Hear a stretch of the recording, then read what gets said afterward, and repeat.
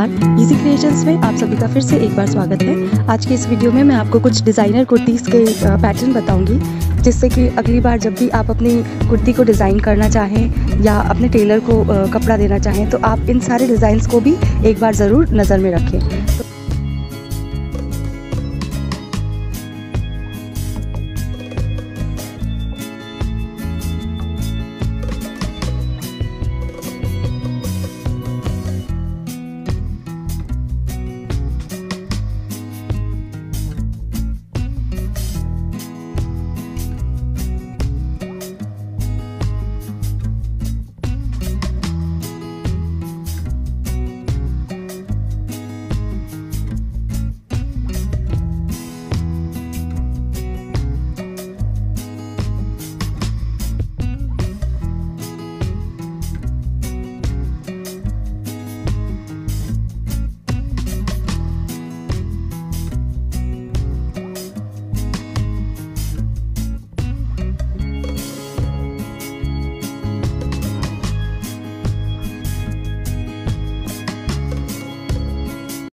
तो फ्रेंड्स, कैसे लगे आज के डिज़ाइंस?